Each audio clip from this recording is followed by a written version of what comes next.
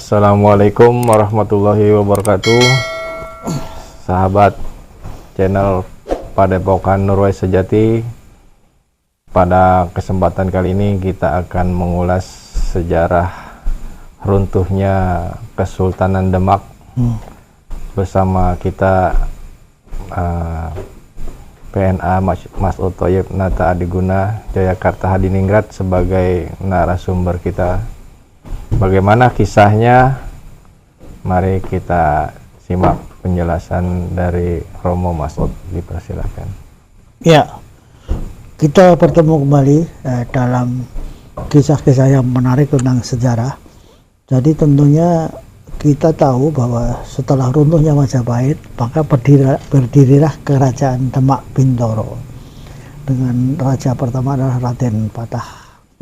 Raden Patah sebagai raja pertama, kemudian mempunyai anaknya. Anak-anak itu antara lain yang kita kenal adalah Adipati Unus yang kemudian kepingin menyerang ke Malaka, mengusir Portugis, tetapi tidak berhasil karena kekuatan militer Portugis lebih kuat.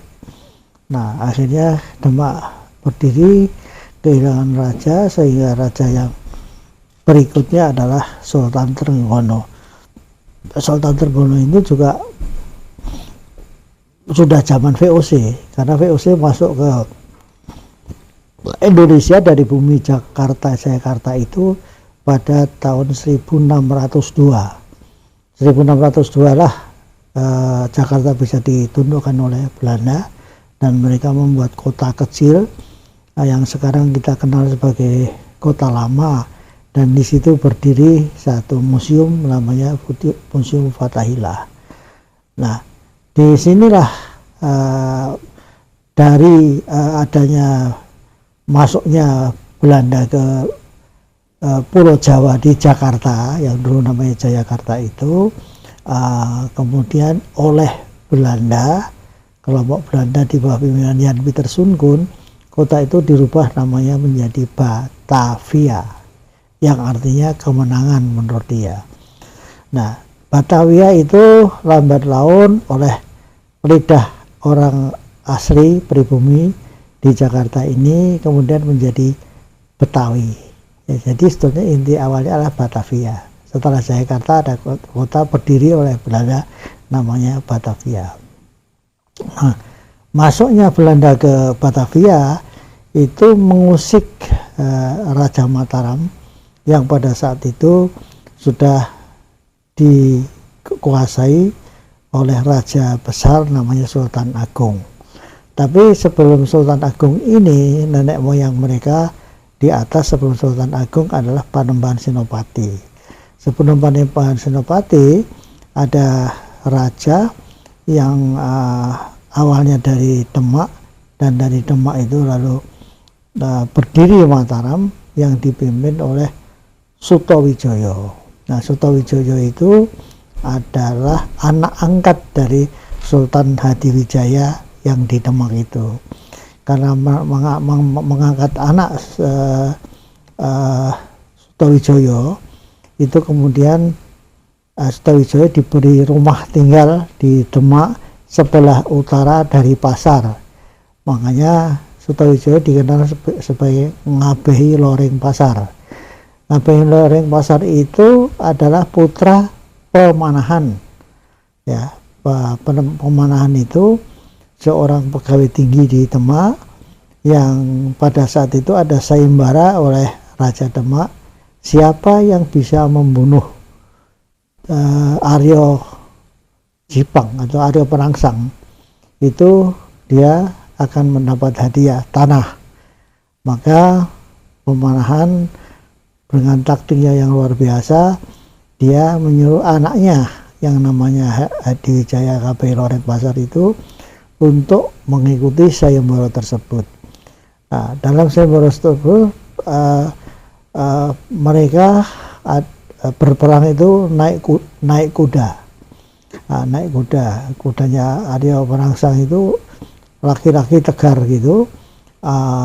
Kemudian Pemanahan punya strategi, ya kalau gitu yang dipakai oleh Sutowijoyo nanti harus kuda betina, ya, sehingga mereka timbul birahi, terjadi satu hal yang tidak menguntungkan bagi yang menaiki kuda tersebut, yaitu Arya Penangsang. Nah, Arya Penangsang sendiri adalah orang yang suka marah atau pemarah, dan dia punya guru namanya Sunan Kudus. Nah, gurunya ini selalu mengatakan, kamu jangan suka pemarah. Kalau kamu suka pemarah, kamu kehilangan kewaspadaan dan akan kalah. Nah, kemudian si pemarahan ini punya taktik lain. Ya sudah, pokoknya kamu harus sabar dan bisa menghadapi itu, dan kamu harus naik kuda wanita tadi.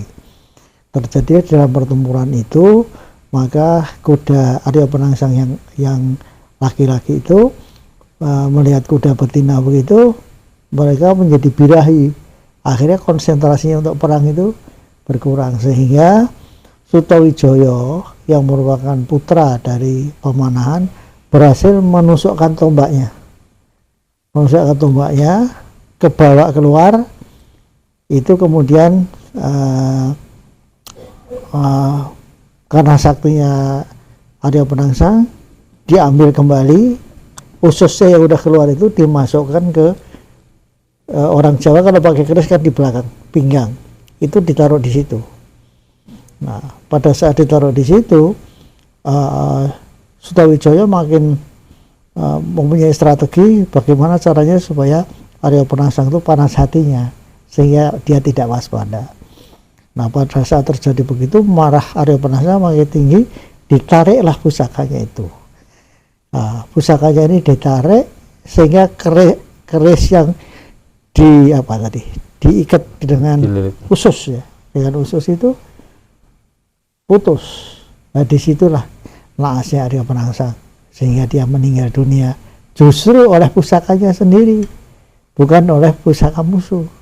Jadi meninggalnya karena dia tidak bisa menguasai dirinya, gitu. Nah, itulah yang terjadi dari kisah Arya Penangsang. Nah, sesuai dengan janji, Sultan Hadiwijaya itu kemudian memberi hadiah tanah kepada Pemanahan yang bapaknya Sutowijoyo, yaitu tanah Mentawok, yang dulu namanya hutan Mentawok, yang sekarang dibangun menjadi kota Mataram itu. Tempatnya di Kota Gede. Nah, pada saat itu Sutowijoyo yang kemudian bersama dengan ayahnya Pemanahan itu membuat desa di sekitar hutan Mentawok itu. Nah, suatu saat sudah dibuat satu pendopo gitu, kemudian dipagar dengan bata merah. Menurut kebiasaan orang Jawa, kalau orang sudah memagar karasnya, karas itu tanahnya, maka berarti dia mau mendirikan negara sendiri. Itu dilaporkan oleh para orang-orang yang membisikkan kepada Sultan Hadiwijaya. Ini Romo kan di babak terakhir kisah keruntuhan kerajaan Demak itu ada perang tanding dengan Mataram. Nah, posisi negeri Pajang itu, kerajaan Pajang itu di mana? Di masa itu ada di mana? Iya, perannya itu.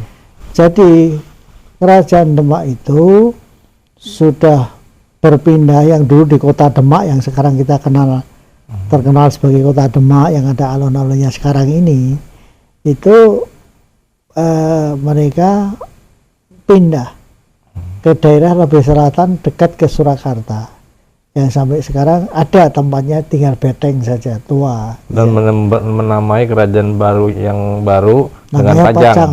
Ya, gitu. Diberi nama Pajang. Sementara yang wilayah ibu kotanya sudah diambil oleh Mataram. Bukan.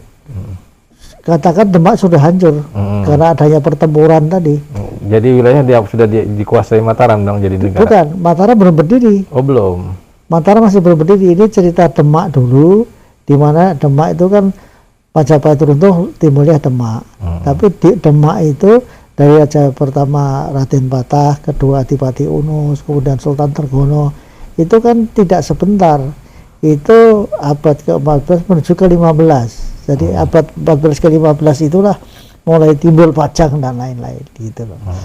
Nah 15 ke 16 itu baru Mataram itu pindah ke sekarang disebut Yogyakarta, itu tepatnya di Kota Gede gitu loh. Nah sekarang kita bicara Pajang dulu. Maka di Pajang itu kerajaan pada saat itu dipimpin oleh Sultan Hadiwijaya.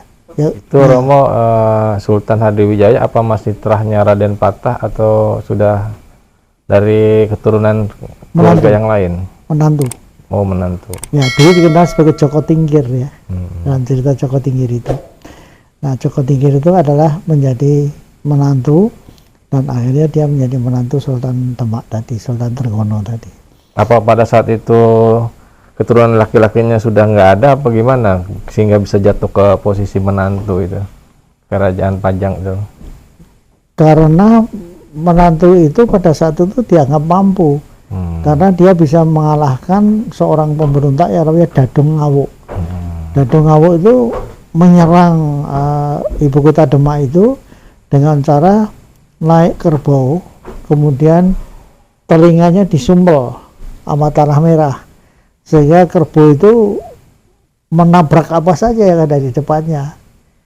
Nah, itu yang bisa menyadarkan kerbau sehingga bisa dikalahkan, dipatahkan kepalanya, itu Joko Tingkir tadi. Lalu dia sebagai jasanya dia berhak menjadi raja. Gitu loh, Raja Hadiwijaya itu. Ya, karena yang bisa mengendalikan musuh dan peperangan itu, maka dia menjadi tokoh yang memang akhirnya terpilih menjadi yang Sultan terangkat. Gitu. Nah itu jadi istilahnya dulu keonaran, bisa memadamkan keonaran di ibu kota Demak itu. Kemudian beliau menjadi raja namanya Hadiwijaya itu, karena dia sekaligus seorang menantu. Apa ada unsur ini Romo, keruntuhan kerajaan Demak itu karena memang kalah perang gitu dengan POC sehingga ada kebangkrutan atau POC belum ada, atau dengan Portugis itu belum. Jadi itu perangnya antara saudara. Oh, perang saudara. Ya, perang antara saudara. Jadi di antara mereka anaknya ada Pangeran Benowo, kemudian Adipati Demak sendiri yang sebetulnya mantu juga karena dia mengawini putra Raja Demak, juga kepingin jadi raja. Nah akhirnya setelah zaman Hadiwijaya itu terjadilah kota Pajang sebagai ibu kota Demak karena udah pindah dari Demak, dan akhirnya raja itu walaupun punya anak nanti ada Pangeran Benowo dan lain-lain, tapi di dalam cerita ini disebutkan bahwa Sutawijaya yang tadinya itu hanya anak pungut lah ibaratnya, kemudian mendirikan kota yang namanya dulu Kota Gede atau Mataram pertama, maka dianggap dia memberontak karena mau mendirikan kerajaan dengan tanda bahwa seperti ini, misalnya rumahnya itu dikasih pagar. Kalau rumah dikasih pagar dia udah mau jadi raja, gitu ceritanya itu. Dari situlah mulainya cerita ini. Jadi faktor utama terpuruknya hingga kerajaan Demak itu karena sering terjadi perang saudara. Ya, perebutan kekuasaan, suksesi kalau sekarang. Terjadinya suksesi dan semua kepengen jadi raja. Di situ kira-kira. Itu tokoh terakhir yang memimpin Demak itu Sultan siapa tuh Romo? Hadiwijaya. Hadiwijaya. Ya. Tapi keturunannya tetap masih ada ya, berlanjut. Termasuk Pangeran Benowo itu. Nah ini saya ceritanya setelah dia dianggap mau mendirikan negara, akhirnya pembisiknya Sultan Hadiwijaya mengatakan sebelum dia menjadi negara yang besar dan akan menjadi pesaing dari Demak, lebih baik kita gempur duluan, sehingga dia belum kuat sekali. Nah begitu digempur ternyata ini yang namanya Panembahan Senopati ini kan, Sutoijo itu akhirnya namanya Panembahan Senopati. Itu punya taktik yang luar biasa. Dia seorang ahli pertapa, sakti, sehingga pada saat terjadi pasukan dari Demak memakai pasukan gajah itu kan kuat, berarti kalau satu kerajaan sudah mau menyerang negara lain dengan pasukannya gajah, itu pada saat itu adalah negara yang adidaya kan. Itu pun akhirnya pada saat itu gunung Merapi meletus, hutan Mentau itu dibakar, sehingga kesannya itu di mana-mana terjadi keributan. Gunung Lawu meletus, sehingga orang menjadi ngeri gitu ya melihat suasana kayak gitu. Nah akhirnya bapaknya itu bilang kayaknya sudah menjadi takdir bahwa saya akan berakhir hidup saya, dan kayaknya itu Tuhan akan memberikan kemenangan pada Sutowijoyo itu yang kemudian menjadi Senopati. Itu kata-kata dia, kata-kata seorang ayah. Akhirnya beliau kembali dalam keadaan sakit ke Demak, dan pada saat sampai di Demak beberapa hari sakit meninggal. Nah, pada saat meninggal itu Panembahan Senopati juga datang ke Demak. Nah pada saat itu Demak sudah punya raja putra namanya Pangeran Benowo. Akhirnya Panembahan Senopati yang waktu itu belum menjadi raja, baru Panembahan Senopati aja, itu menyerahkan tahta itu kepada Benowo untuk diteruskan. Tapi Benowo bilang, saya kelihatannya tidak tertarik pada duniawi, saya ingin meneruskan perjalanan hidup ke arah bertapa gitu ya. Jadi sufistik ya, makin tua menjadi sufistik, tak ingin mendekatkan dirinya pada Tuhan. Sampai akhirnya mereka merantau itu. Sunan Benowo itu merantau. Nah, pada saat Senopati sampai di kerajaan Pajang tadi, itu udah ditawarin sama Benowo, Kakang aja yang menjadi raja gitu. Nggak bisa, itu bukan hak saya gitu. Kakangnya itu ini ya, ipar ya Romo posisinya. Kakaknya itu kan kakak angkat, bukan ipar. Bukan ipar, angkat. Iya, kakak angkat, karena waktu itu Raja Demak belum punya anak, lalu memungut anak Sutowijoyo itu. Nah setelah dia angkat anak, baru ibunya melahirkan adik-adiknya gitu. Nah setelah Benowo mengatakan, ya sudah Kakang Aja menjadi raja, maka Sutowijoyo menolak, itu bukan hak saya, tapi hak adik saya. Ya tapi kakak harus, silahkan kalau mau ada barang berharga di sini mau dibawa, bawa saja, termasuk pusaka kerajaan gitu. Nah pusaka kerajaan itu kan ada keris, ada tumbak, ada macam-macam. Tapi Senopati tidak memilih itu, dia cuma memilih gong Kiai Bicak. Nah kehebatannya gong Kiai Bicak itu kalau dipakai perang, dia dibunyikan itu belum ada prajuritnya aja udah lari itu. Ya. Musuh-musuhnya. Baik, demikianlah penjelasan sejarah dari Romo sebagai narasumber. Jadi di situ dijelaskan bahwa keruntuhan kerajaan Demak penyebab terbesarnya adalah perang saudara, Perebutan kekuasaan. Karena perebutan kekuasaan. Silakan like, komen, dan subscribe channel kami untuk sambungan cerita kerajaan setelah kerajaan Demak gitu, untuk episode yang selanjutnya. Wassalamualaikum warahmatullahi wabarakatuh. Waalaikumsalam.